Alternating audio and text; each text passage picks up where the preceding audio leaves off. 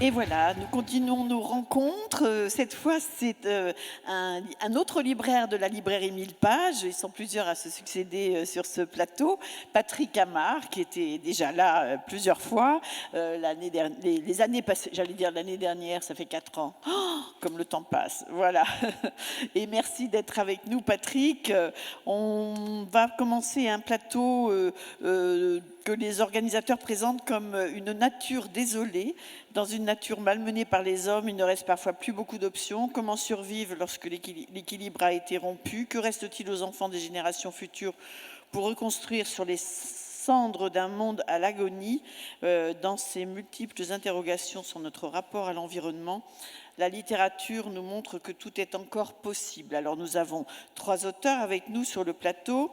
Matthew Neynul, qui vient des États-Unis, originaire de Virginie occidentale. C'est bien ça? Ah oui, j'ai cru comme tu riais, je me suis dit j'ai dû dire une bêtise, ça m'arrive tellement. Son premier roman, Le miel du lion, l'a imposé comme une nouvelle voie des plus prometteuses dans le paysage littéraire américain, avec un grand talent pour saisir le monde sauvage et interroger notre rapport à l'environnement. Le livre précédent, le miel du lion, était dédicacé à la terre et au peuple. Et celui dont nous allons parler aujourd'hui, qui s'intitule Allegheny. Alors, comment est-ce qu'on le prononce, Margaret? Comment est-ce que je le prononce? Allegheny River, est paru chez Albin Michel en janvier 2020. Il a été traduit par Bruno Boudard et il est adressé aux animaux, trop souvent utilisés comme accessoires. Catherine Leroux. Catherine est auprès de Patrick Amar. Catherine Leroux vient du Canada. Elle est née à Rosemer. Je crois que c'est pas très loin de Montréal. Elle a exercé plusieurs métiers, dont celui de journaliste. Alors, elle a exercé plusieurs métiers. Alors moi, je ne sais jamais si c'est vrai, mais je trouve ça toujours très amusant de les citer parce que, franchement, il y en a pas mal. Il y a caissière, téléphoniste, barmaid, commissaire ou commissionnaire de bibliothèque. Elle a enseigné, elle a fait la grève, elle a vendu du chocolat, elle a étudié la philosophie. Bon voilà, c'est déjà pas mal. Et puis donc, elle est devenue journaliste. Elle a reçu plusieurs prix au Québec, le prix des libraires, le prix France-Québec, et signé plusieurs traductions. Depuis 2020, elle est aussi éditrice Chalto, toujours. Voilà. Et là, nous allons parler d'un livre qui s'intitule L'Avenir, qui est paru chez Asphalt en janvier 2022. Et j'ai pas parlé des autres. Et c'est celui-ci qui vient de recevoir le prix Jacques Brossard. Voilà, bravo, c'est très bien. Et La Marche en forêt, c'était un autre livre paru précédemment. La marche en forêt, c'est mon premier. Voilà, c'est ça. Bon, bah, j'ai presque tout bon, même si j'ai un peu hésité. Alors, on continue. On va donc parler de ce livre tout à l'heure. Et puis, Antoine Desjardins, il est né au Québec. Il est enseignant et écrivain. Indice des feux, c'est son premier livre. Il a reçu le prix du roman Écologie en 2022. L'Indice des feux est paru à la Peuplade janvier 21. On peut presque dire, je ne sais pas quand est-ce qu'il l'a écrit, ce livre, Antoine, il nous le dira peut-être, mais enfin, a été un peu prémonitoire. Hein, ça ne s'arrange pas, nos histoires de feu. Voilà. Patrick, eh ben, c'est à toi de jouer. Bonjour à toutes et à tous. Et bonjour Matthew Neynul, je vais commencer par vous si vous voulez bien.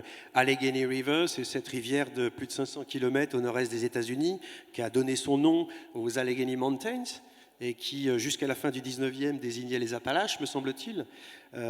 Et c'est à travers ces 9 récits que vous nous faites la rencontre d'une galerie de personnages, tous confrontés à l'hostilité comme à la beauté d'une nature sauvage qu'ils cherchent à dominer, à exploiter, exerçant sur elle parfois une attention protectrice, mais le plus souvent une violence prédatrice. À l'inverse de chaque animal qui, dans ce territoire, s'épanouit dans toute sa splendeur, l'homme semble y rester à jamais un intrus. Je voudrais juste citer une petite phrase du texte. les chaos rocheux, les espaces vides de tout être humain, une solitude qu'un citadin ne pourrait jamais comprendre. Vous avez parfois l'impression de connaître plus intimement les animaux que les hommes. Alors dans ce recueil de 9 nouvelles, il y en a, je pense, au moins 3 qui sont situées dans la fin du 19e siècle, dans cette région. Et on se rappelle que Le Miel du Lion était déjà un roman sur la fin du 19e et les ravages de la dévastation forestière qui s'y faisait. C'est important pour vous de parler de l'histoire de cette région, de la Virginie occidentale, pour comprendre ce qui s'y passe aujourd'hui? Certainly, and first of all, thank you all so much for being here. I've been really gratified, and I feel very grateful for the attention that French readers have paid my work. It's one of the wonders of my life so far. Yes, this paradox is important in that the place where I'm from, my family has lived in the mountains for 300 years, and you know, the people hunt and fish and live closely with the mountains, forage, pick mushrooms, live very closely in tune with the seasons. And I believe the love they have for the landscape is sincere, but... Il est traduit par Marguerite. Marguerite Denham. Marguerite. Merci beaucoup et merci de votre présence ici. Je suis vraiment très touchée et très reconnaissant de l'accueil que la France fait à mes livres. Et je suis également extrêmement étonnée. Alors justement, ma famille, effectivement, vit dans les montagnes depuis 300 ans. Nous avons toujours pratiqué la pêche, la chasse, nous cueillons des champignons, les fruits dans la montagne, nous vivons au rythme des saisons. Et je pense que leur amour pour la terre est parfaitement sincère, mais... It's a poor place. It's very hard to make a living there. It's one of the poorest states in the United States, even more so than some Native American reservations. And one of the few ways to make a living there is to mine coal, is to work in extractive industry, to cut the trees. Fracking right now, taking the gas, the epicenter of that is where my family's land is in West Virginia. And so you must make a choice. Many blue-collar, working-class people have to work in those industries in order to stay. The other choice is to leave, right? When I think of people I went to high school with, many have left. The young people are fleeing in massive numbers. So they join the American military. They go to college. As soon as they receive a diploma, they can't stay home anymore. They go to the city to work.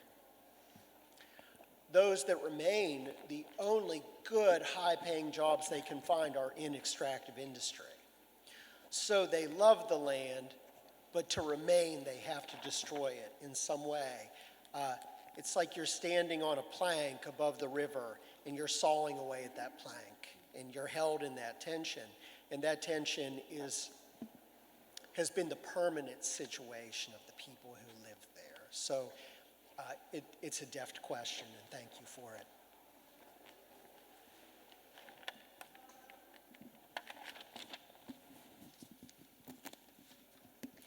Oui, mais c'est une région extrêmement pauvre et il est très difficile d'y survivre.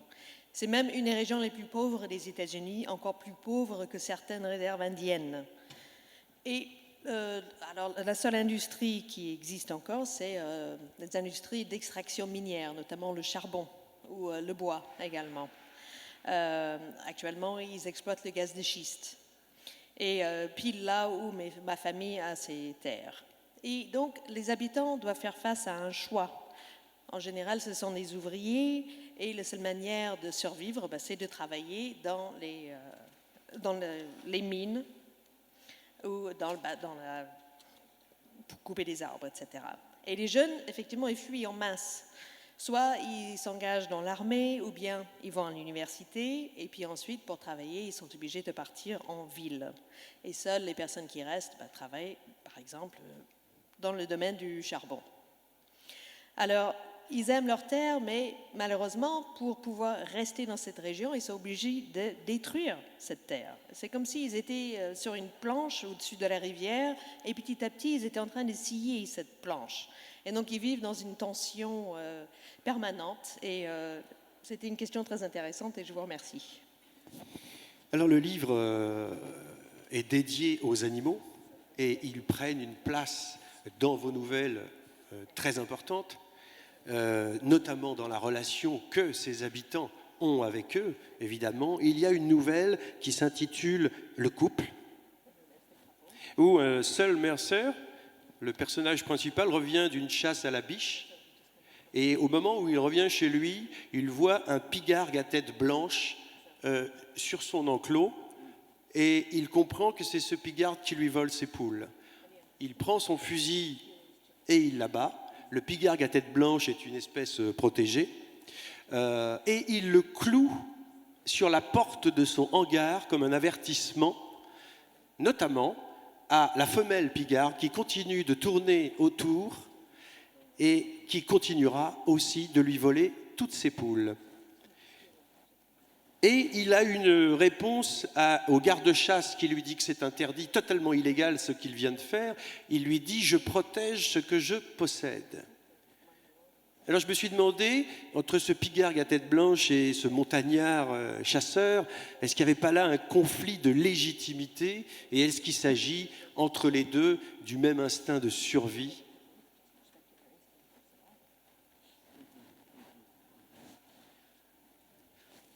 All my work hinges upon moral choice. Flannery O'Connor, of course, large influence on me. And in my stories, people are offered a choice to do right, to not to make the right choice. Sometimes they might refuse it.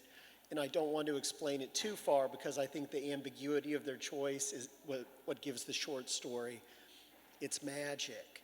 I did dedicate the book to the animals because my last book was for the people. I have to say,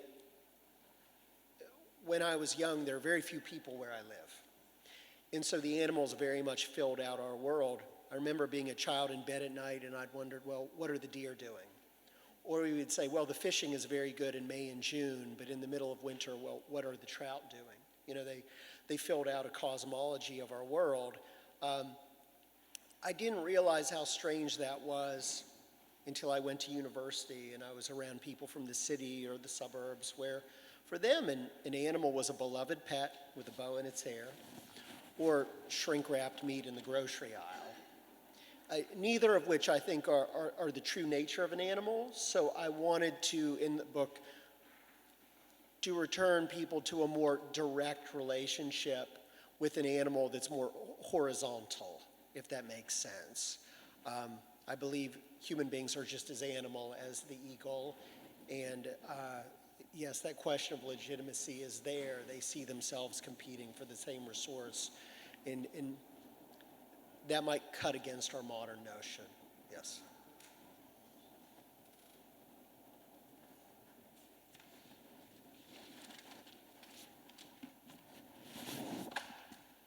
Oui, dans chacune de mes nouvelles, il est question d'un choix moral. J'ai été très influencée par O'Connor, justement. Et donc, les personnages sont obligés de faire un choix, donc ils peuvent décider de faire le bien ou pas. Et je n'aime pas trop expliquer l'ambiguïté parce que, justement, c'est un peu ce qui donne la magie de cette relation. Donc, j'ai dédié ce livre aux animaux puisque le précédent était dédié aux hommes. Et là où j'ai vécu enfant, il y avait très peu d'humains. Par exemple, quand j'étais au lit le soir, je me demandais, tiens, mais qu'est-ce qu'ils font les chevreuils là tout de suite? Ou bien, ah oui, la pêche a été très bonne ce printemps, mais les truites, qu'est-ce qu'ils font en hiver? Et je me suis rendu compte uniquement en arrivant à l'université que cette vision du monde était assez bizarre et pas très répandue. Pour la plupart des gens, l'animal, c'était soit l'animal domestique adoré qui porte un ruban, ou bien la viande qu'on achète sur le supermarché. Et pourtant, moi, ce que je voulais faire dans mon roman, c'est vraiment montrer que l'homme appartient à la nature. Je voulais dépeindre une relation plus horizontale entre l'homme et l'animal, parce que nous sommes aussi des animaux. Certes, nous sommes en compétition, vous avez tout à fait raison de dire que c'est une lutte légitime, mais dans mon livre, c'est assez contraire à notre notion moderne de la relation avec la nature. Alors, restons juste, pour finir peut-être, sur les animaux. Dans la deuxième circonscription, on assiste à une chasse à l'ours avec des chiens, une chasse plutôt brutale. Et il s'agit d'un adulte et d'un enfant de 14 ans qui chassent. Et l'ours, poussé par les chiens, qu'il a aux fesses, je dirais, se réfugie dans une grotte, et c'est le jeune garçon de 14 ans qui doit aller finir cette femelle ours qui s'est réfugiée dans cette grotte. On a l'impression, tel que le raconte votre héros Roosevelt Dougherty, que la chasse est un rituel de virilité, qu'elle est une façon d'affronter dans un héroïsme archaïque presque des forces plus grandes que soi, parce que cet ours est absolument effrayant. Est-ce que la violence qu'on fait à ces ours est un mélange de cette virilité, d'appât du gain peut-être aussi, et puis peut-être aussi de défaut d'éducation? In that story, in the end, an important component is that the young boy is shamed. He cannot do it. He cannot do the killing. I would say I'm anti-romantic to the bone. I want to show the people there as they truly are. There is a certain brutality to it, a male brutality that I'm skeptical of. You know, I was often a part of this place, but it was not particularly masculine. That's why I write books. You know, there was some skepticism of that. Perhaps I never quite felt like I belonged with the boys in a way. I was there at the edges. And I've been along on hunts like this when I was younger and always felt that tension. And I wanted to write about, well, the boy who could not do such a thing. And he's mocked by his family, his father, for not being able to do it. I didn't want to spare the brutality. I don't want to romanticize the people I come from because they are plenty flawed. And the best compliment I ever received on my work was not from a literary critic. It wasn't from a prize committee, right? It was from someone gave my stories to just a regular man there, a redneck guy, had not gone to university, and he read the book, and he said, you know, that's a hard book to read if you're from here and you love it. But he did tell it like it is. It's hard to read if you love the place, and I wanted to tap into that, to pay tribute to it, but also critique that place. Merci. Et ce que je voulais montrer dans cette nouvelle, c'est que à la fin, finalement, le garçon, il a honte parce qu'il n'a pas réussi à tuer l'ours. Et moi, je suis vraiment fondamentalement contre les romantiques. Moi, je veux montrer la vie telle qu'elle est. Moi, je faisais partie de ce milieu, mais je n'étais pas très viril. Et c'est certainement pour ça que je suis écrivain. Je n'étais pas vraiment un garçon comme les autres. J'ai fait des parties de chasse, mais je n'étais pas vraiment dedans. Donc il y a toujours eu cette espèce de tension. Et ce pauvre garçon, du coup, on se moque de lui. Il y a sa famille, son père qui ont honte. Mais je n'ai pas voulu montrer une vision romantique de la vie à la campagne. Donc effectivement, c'est assez brutal. Mais le meilleur compliment que j'ai reçu de toute ma carrière venait pas d'un critique littéraire ou des gens qui donnent des prix. Non, c'était un garçon local qui n'avait pas été à l'université, qui m'a dit Effectivement, oui, c'est difficile de lire ce livre quand on vient de cet endroit et que c'est l'endroit qu'on aime, mais vraiment tout ce que tu racontes, c'est vrai.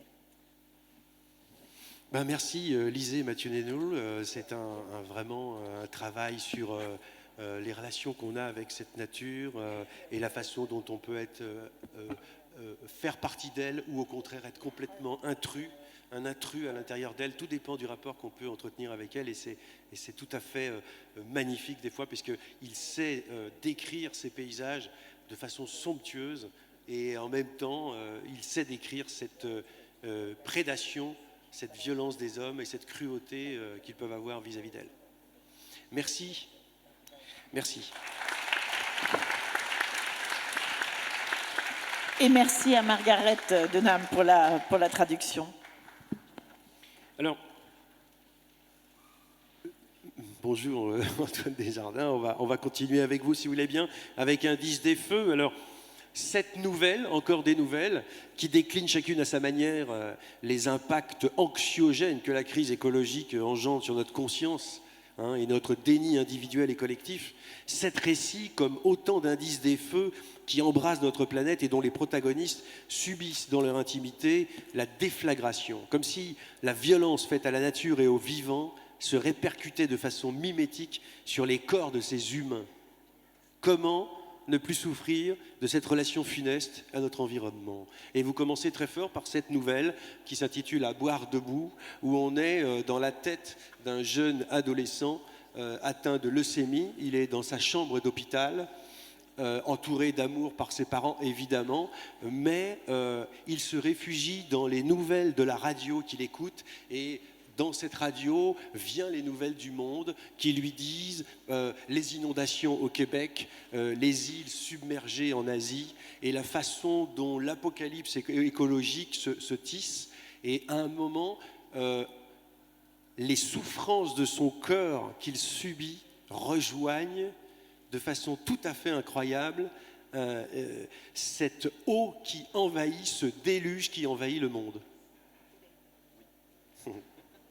Alors, est-ce que ce récit à la première personne, d'être dans la tête de ce jeune homme, était important pour trouver une proximité entre ce lecteur que nous sommes et le personnage? Oui. Est-ce qu'on m'entend bien? Oui. Oui, en fait, c'est très important pour moi de plonger les lectrices, les lecteurs à l'intérieur de ce corps-là. Puis, vous l'avez très bien décrit, en fait. Donc, c'est une crise personnelle d'un enfant atteint de leucémie qui est, on pourrait dire, submergé de l'intérieur par une maladie qui se multiplie très rapidement, qui, en plus, a une conscience exacerbée de la crise.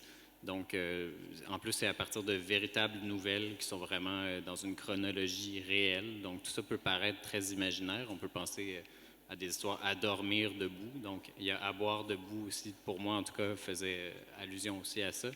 Mais il y a vraiment un univers liquide, donc il est à la fois à l'intérieur de son corps, à la fenêtre parce qu'il pleut sans arrêt, puis dans la radio, qui est son dernier contact au monde. En fait, il est la seule chose qu'il a le droit d'avoir dans sa chambre, c'est cette radio qui vient lui rappeler, en fait, cette submersion. Au Québec, en 2017, il y a eu de grandes inondations. En fait, au printemps, les rivières sont sorties de leur lit, des lacs ont débordé, ont vraiment inondé des grandes zones, autant à Montréal que partout en région au Québec. Puis ça m'avait quand même marqué, mais en plus, je trouvais qu'il y avait quelque chose de...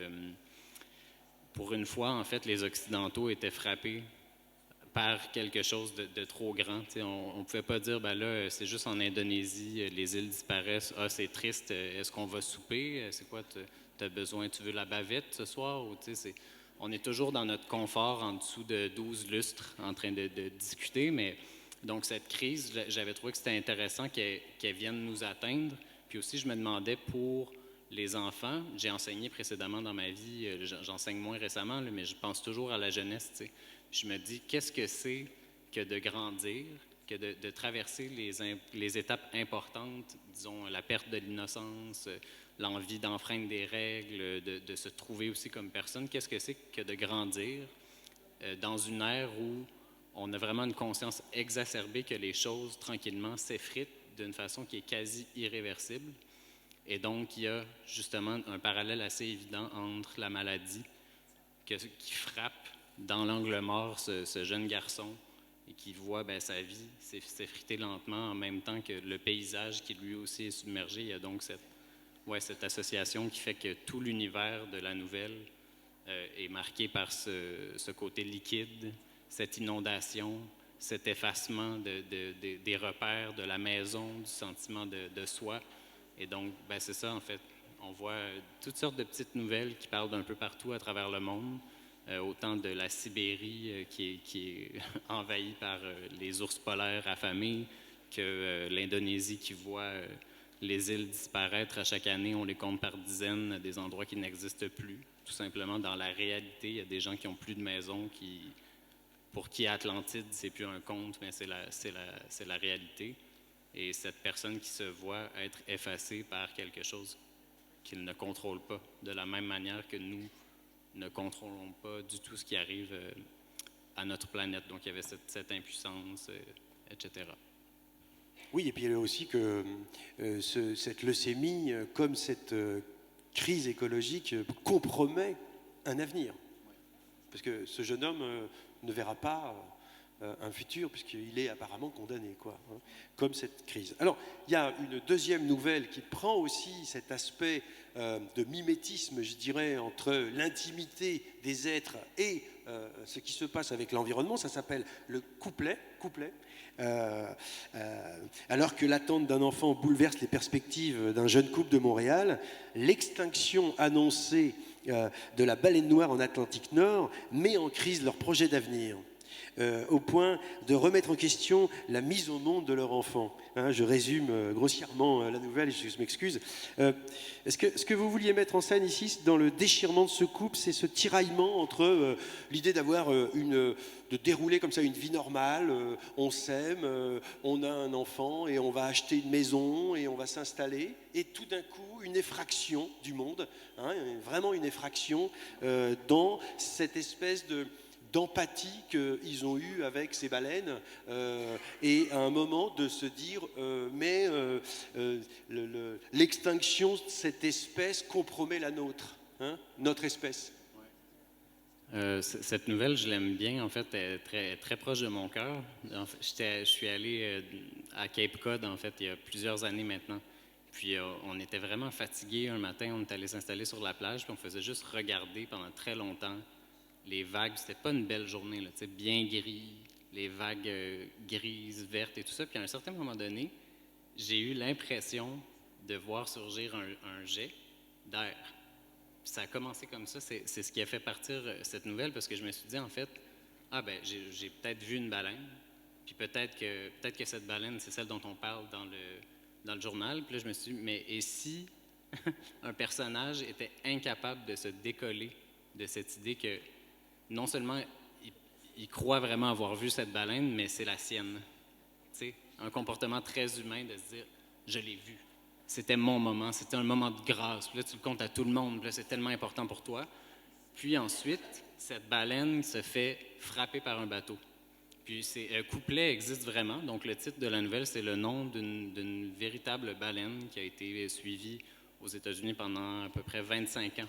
On a vu donc sa naissance, ensuite ses migrations, combien de baleineaux elle avait mis au monde, à quel moment, etc., était étudiée. Et elle était vraiment, on pourrait dire, symbolique, parce que c'était un symbole de fertilité, de procréation, puis aussi pour une espèce qui est vraiment en danger, pour qui ça ne tient pas à grand-chose. Puis elle s'est fait frapper par un bateau.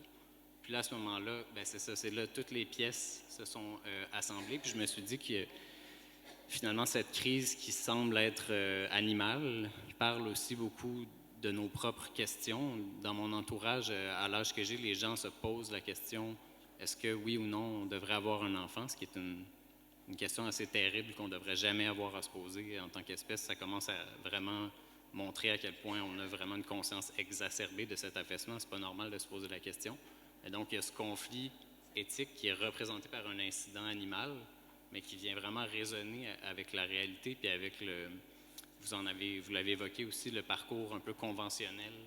Bon, à 20 ans, on finit les études, à 24 ans, on a la première promotion, à 28 ans, on commence à s'endetter, à 31, il faut avoir des enfants, sinon c'est suspect, puis là, ta mère te demande pourquoi, puis comment, puis c'est quand, puis c'est où, puis tout ce truc, mais là, mettons la petite... Ah, il y a une petite nouvelle, là, je l'ai vue dans le journal.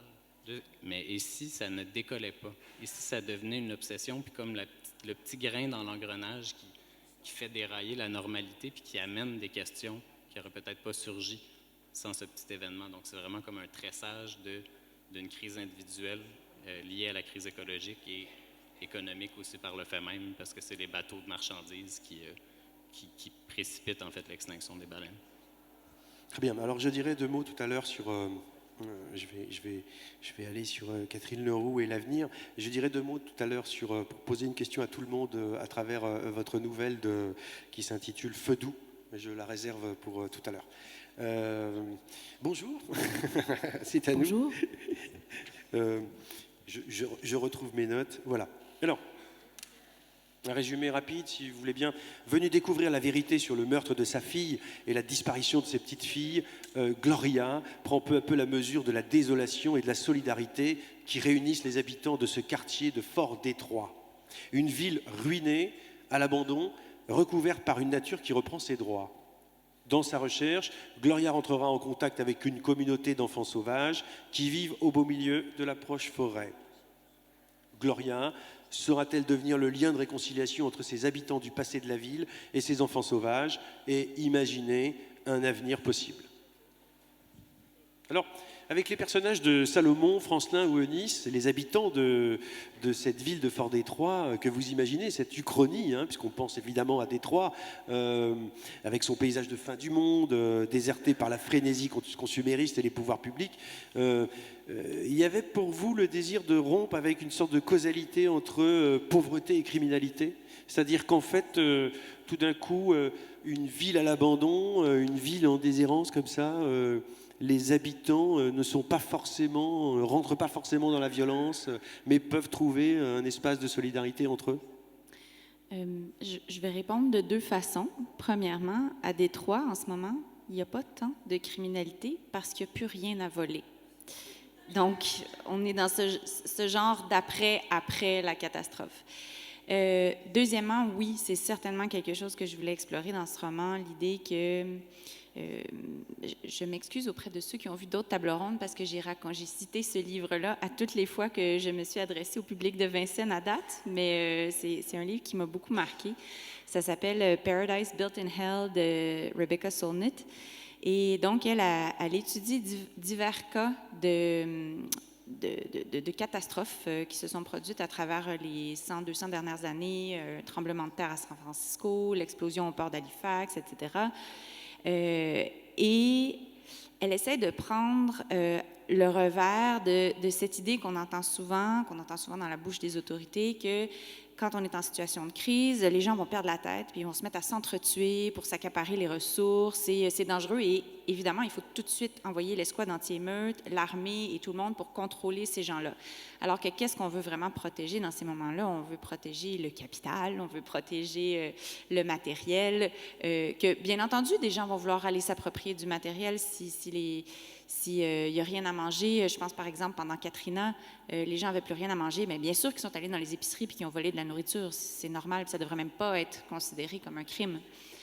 Et ce que Solnit tire comme conclusion de toutes ces espèces d'études de cas, c'est qu'en fait, en grande majorité, les gens se sont comportés avec décence, avec générosité. Ils se sont organisés, ils ont été débrouillards, ils se sont secourus les uns les autres, ils se sont soignés, nourris, hébergés, etc.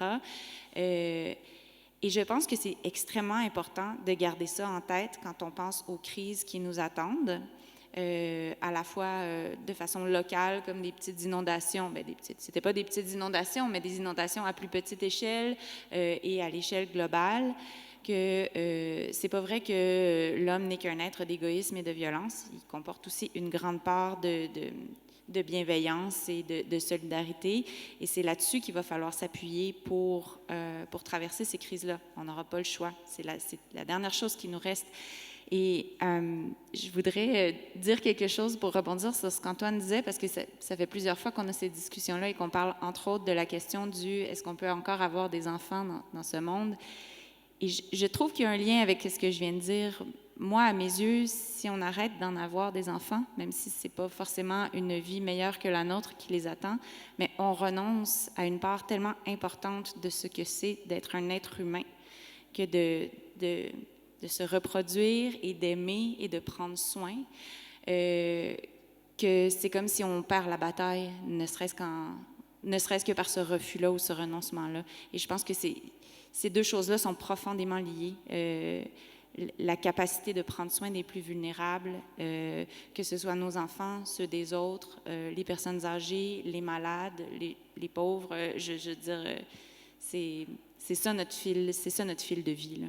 Alors, vos personnages, ces habitants de ce quartier de Fort-Détroit, c'est déclassé, c'est précaire, ont quand même un rapport où ils font de l'agriculture urbaine, à la fois pour survivre, évidemment, mais à la fois, on se dit, dans un nouveau rapport à la nature qui rentre dans la ville d'une autre manière. Est-ce que finalement, la résilience de ces gens, comme on l'appelle, ça consiste à faire surgir du vivant sur des ruines? Je pense qu'il y a deux approches parmi les personnages du roman.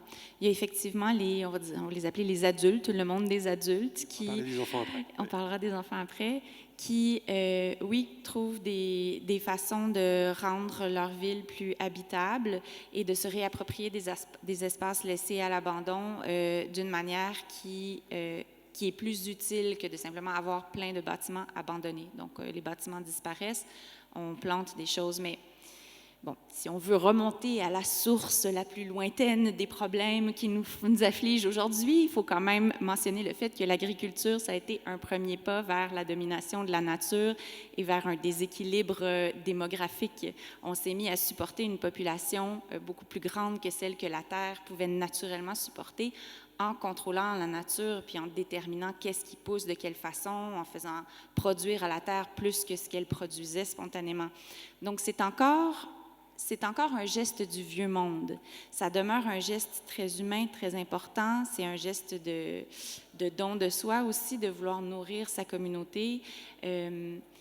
Mais ça m'intéressait de le mettre en juxtaposition avec donc cette petite communauté d'enfants qui vit en autarcie dans le bois, sans famille, sans parents, sans autorité, et qui, eux, sont des chasseurs-cueilleurs, finalement. C'est des glaneurs, c'est des gens qui récupèrent les trucs dans les maisons abandonnées, les vieilles conserves, qui se servent un peu de ce qu'il y a autour d'eux sans essayer de transformer leur environnement pour survivre. Oui, alors ces enfants, donc, à peu près de 5 à 15 ans, on ne connaît pas bien leur origine, c'est des orphelins, des fugueurs qui se sont rassemblés là. Et malgré les maladies, la faim, le froid, ces enfants trouvent une protection au cœur de cette nature, loin des adultes. Est-ce que ça s'apparente à une sorte de société utopique pour vous? On pense évidemment aux enfants perdus de Peter Pan, oui. On pense à Sa Majesté les Mouches. Enfin bon, voilà. Forcément, il y a tout ça qui revient à chaque fois qu'on parle des enfants sauvages en communauté quelque part. Bon, mais j'imagine qu'on vous l'a déjà dit. Mais est-ce que c'est ça? Il y a une sorte d'utopie là-dedans, dans cette communauté? Je ne le vois pas ni comme une utopie, ni comme une dystopie. Puis à la rigueur, ces classifications-là m'intéressent de moins en moins. Je pense que c'est certain que des enfants laissés à eux-mêmes vont faire des bêtises, vont être méchants, vont se battre, vont se blesser. D'ailleurs, mes enfants ont des vies extrêmement difficiles. Ils meurent comme des mouches. Ils manquent de nourriture, ils ont faim, ils ont froid. Mais en même temps, ils se sont construits quelque chose qui leur convient beaucoup plus que la vie qu'ils avaient auprès de leurs parents. Cette vie-là est plus facile et elle est plus libre.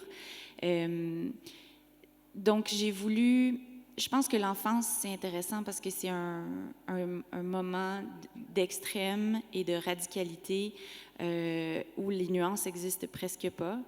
Et aussi, c'est un moment où, en tout cas moi, personnellement, je confondais très facilement ce que j'imaginais dans ma tête et ce qui existait vraiment. Et c'est comme ça que vivent ces enfants-là et c'est ce qui rend leur vie supportable. J'ai envie juste de faire un petit retour. Vous m'avez parlé de Sa Majesté les Mouches, qui est absolument le contraire de ce que j'ai voulu faire.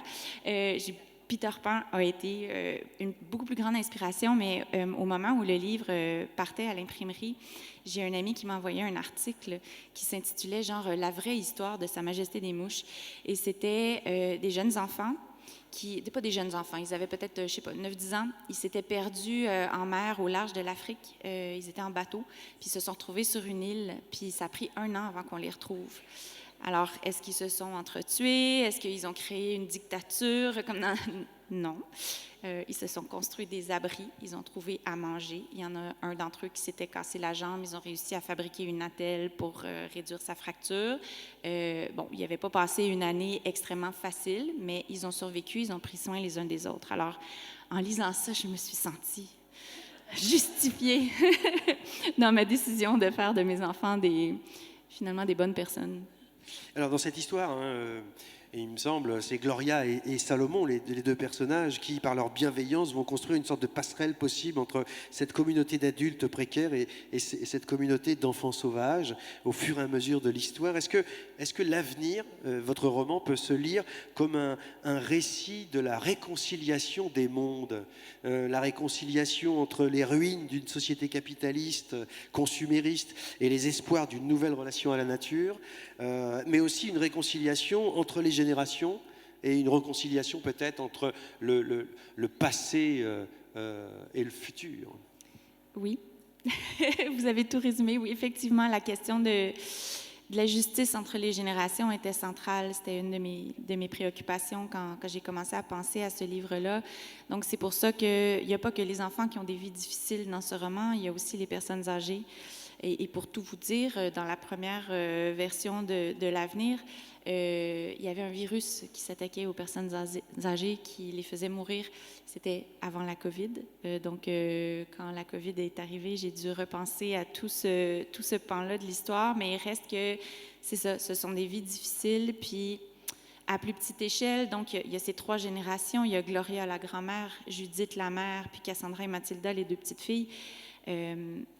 Judith, c'est celle du milieu et c'est celle qui a abandonné sa maman, donc ses origines, et qui a failli à prendre soin de ses enfants comme il faut. On peut débattre de si c'est sa faute ou pas, elle a toutes sortes de problèmes, mais elle a littéralement dévoré toutes les ressources matérielles et économiques de la famille, ce qui a laissé ses petites filles sans rien. Et c'est ça que Gloria vient réparer par sa présence dans cette ville. Alors merci. Je voudrais, si j'ai encore un peu de temps, je regarde le timing. Oui, je voudrais juste pour conclure et poser une question à l'ensemble des 3 écrivains ici, revenir sur une nouvelle d'Antoine Desjardins qui s'appelle Feu doux, l'histoire de ce personnage qui s'appelle Louis et qui est une sorte de génie, de petit génie dans l'enfance. Tout est raconté dans les yeux de son frère et il fait des études brillantissimes et au lieu d'aller dans les grandes entreprises, il va aller traverser le monde et ensuite défendre le droit de l'environnement et, au Québec. Et il va quitter cet endroit où il travaille dans le droit de l'environnement en disant finalement la lutte ne se passe pas seulement sur des questions de droit.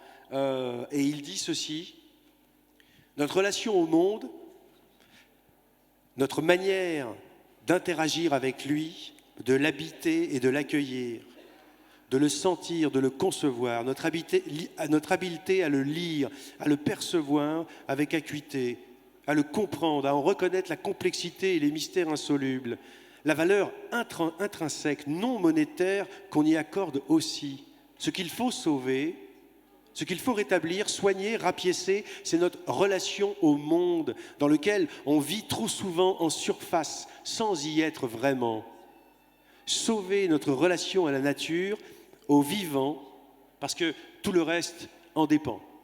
Alors, voilà, ça dit beaucoup déjà. Je voulais savoir pour chacun d'entre vous quelle serait la juste place de cette relation, la juste relation que l'homme, demain, pourrait entretenir avec son environnement, cette nature, et comment c'est possible.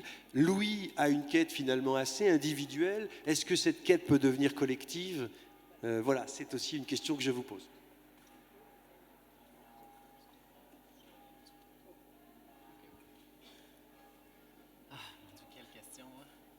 Un peu difficile, oui, je l'accorde. Dans cette nouvelle, ce que j'ai voulu explorer, en fait, c'est voir de quelle façon on peut s'engager. En fait, donc Louis, très rapidement, vous l'avez bien décrit, c'est un prodige à l'école, tout le monde l'aime bien, il est sympathique, il a une bonne tête, c'est vraiment quelqu'un à qui on promet, ça m'a fait penser à De grandes espérances de Dickens. On lui trace un grand avenir, puis cet avenir qu'on lui promet est profondément ancré dans un modèle capitaliste donc de succès matériel, de prestige, d'ambition, de grands trucs. Puis, ce jeune balance tout, tu sais. Parce qu'au fond, il se rend compte que pour lui, c'est pas du tout ça, sa quête. Sauf que, en fait, à la fin, donc, il balance son travail, il va vraiment un peu presque dans le cliché. Hein. Au Canada, c'est très cliché. Là. On va aller planter des arbres, on va aller travailler dans la vallée d'Okanagan pour cueillir des fruits.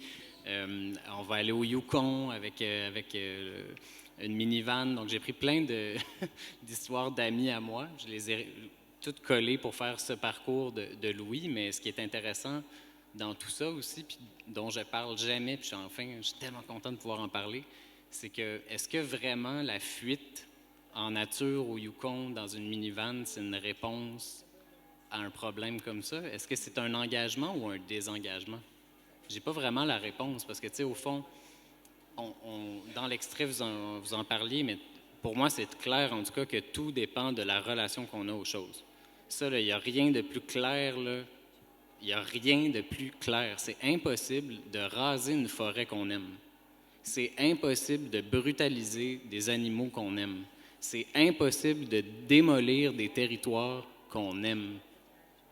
Pensez-y, là. C'est l'indifférence qui fait en sorte qu'on démolit la planète présentement. Puis quand il y a des gens, des fois, qui prennent, que ce soit par une démarche artistique, personnelle, politique, mais qui font sortir de l'indifférence des territoires, des espèces, dès qu'on commence à tisser quelque chose, puis que ça devient émotif aussi, que ça devient relationnel dans un vrai sens, là, un sens de la même façon, on peut aimer un territoire de la même façon qu'on aime sa grand-mère. On peut aimer des animaux de la même façon qu'on aime quelqu'un d'autre, puis c'est cette relation-là qui fait en sorte que, c'est ça, tout le reste en dépend parce que je crois profondément que le problème en ce moment, c'est que les Occidentaux en particulier, il faut quand même le dire, là, c'est très occidental, je sais pas comment dire, dématérialisé le monde.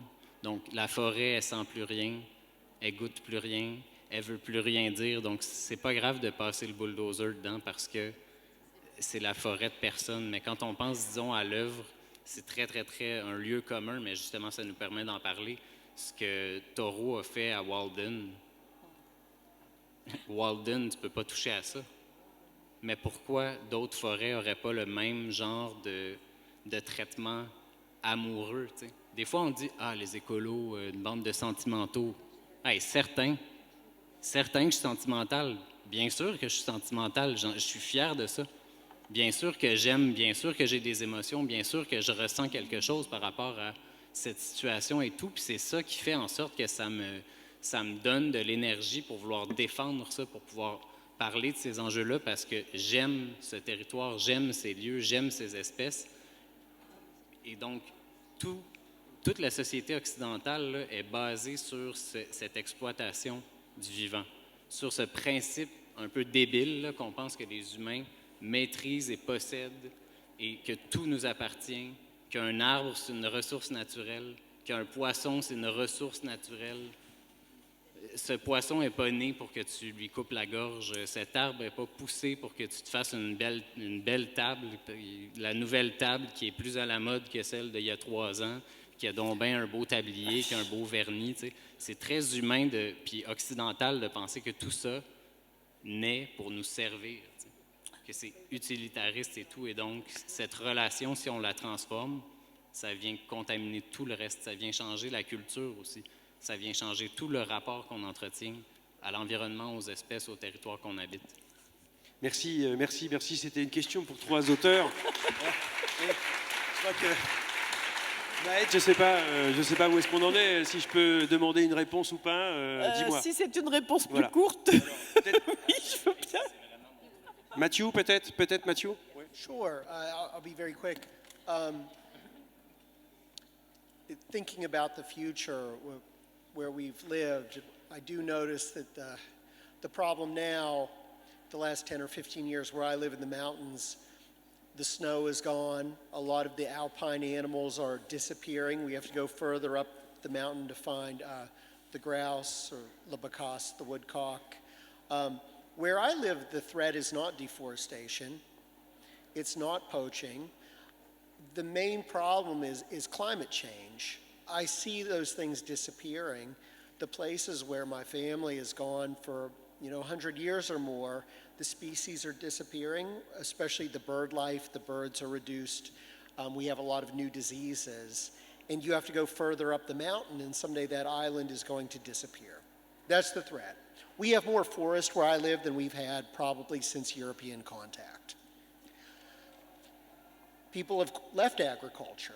Agriculture is not a threat where I live, but I think all we can do is individually try to face down climate change. Let's be honest, it's a few heads of state and a few global corporations that are really going to make that decision about the future, but individually we can put pressure upon them. Where I live, to be honest, I think some of the change is irreversible. I've seen places where the species have disappeared, but I don't know, I have a young child. I want him to be able to experience the things that I did. Many of them he won't, but you can't give up. It's easy to give up, but you can't.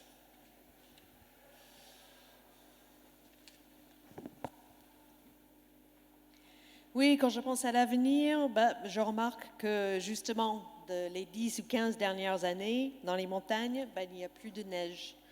Il y a des animaux qui ont disparu. Maintenant, pour trouver la bécasse, il faut monter de plus en plus haut dans la montagne.